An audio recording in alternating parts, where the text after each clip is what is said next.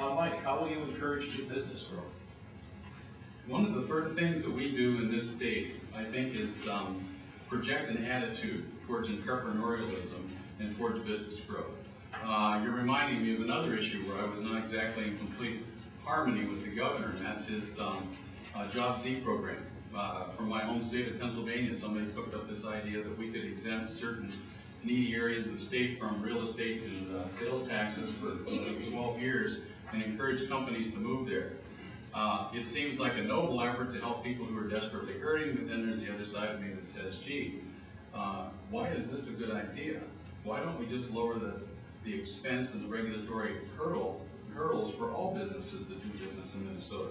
Why don't we express appreciation for the people who are here knocking themselves out, trying to make their payroll, trying to pay their taxes, and trying to compete in the world economy that we're in today?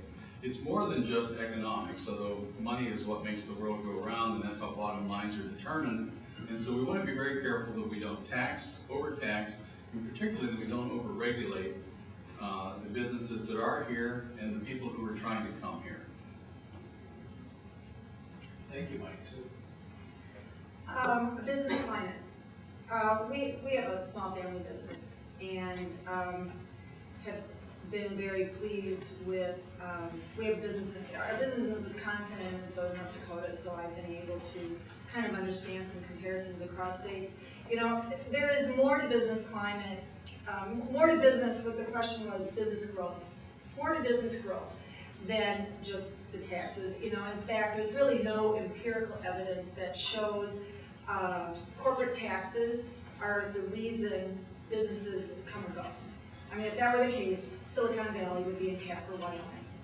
Okay. I think, though, that said, you can say it over and over again, but there's a perception there that exists, that business taxes do hinder business growth. And I have been actually doing a lot of work on that because I'm very curious about this issue. And I've actually spent a lot of time reading on that, and I think that perhaps the corporate income tax is something that should be in play in terms of talking about moving forward. But I think, and this is the Democrat, I think we have to believe in the rest of the things that make us really happy to live here.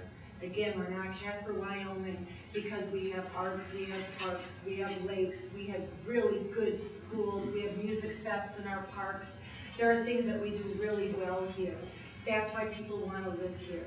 Businesses want to go where people live. We have a highly educated workforce. That's what businesses want to hire. They want to hire the smart people, the ones who know how to be critical thinkers and to move things forward. So we can accept that business taxes could possibly be a drain on growth, but the fact of the matter is, it's about the climate of our state. That, I think, is key. Thank you, Sue. Sue, how will you reduce taxes? How will I reduce taxes? Well, you know, I didn't say that I would, did I?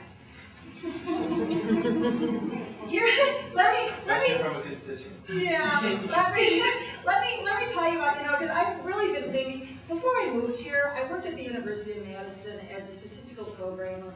I'm a number cruncher. That's what I like to do.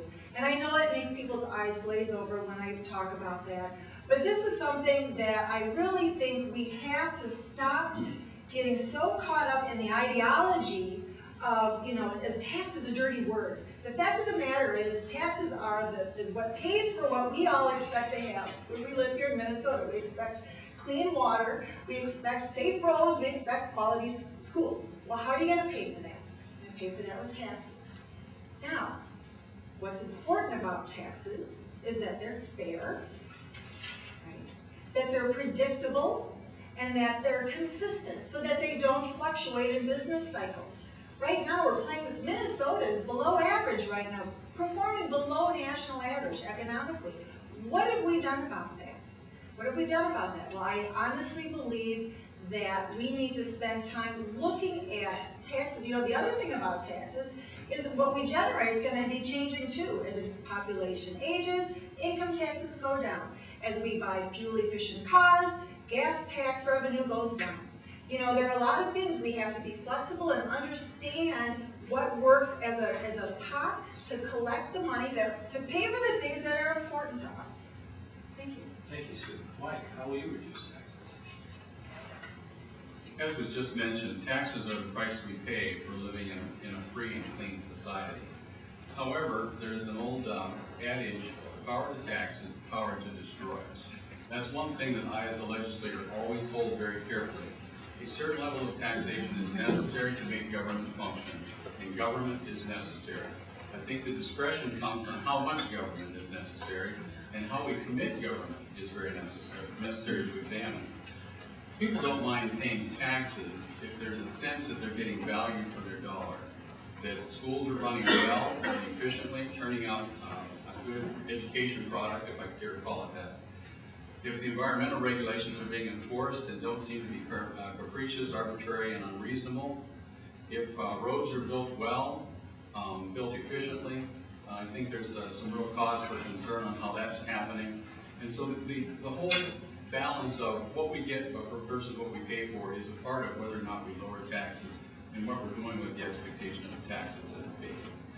Currently, if we just hold the line on spending, we will be able to cut taxes. The problem is our projected built-in inherent deficit going forward, growth, institutional growth, those are the words I'm looking for, continues to accelerate at nearly 10–11% a year without legislators doing anything. That has to stop. If we can pull that back into the range of personal income growth, we will be able to cut taxes going forward without harming any service delivery and maintaining, I think, our high quality of life. So the secret after saying all that is, first of all, make sure people are getting good value for what they're paying for.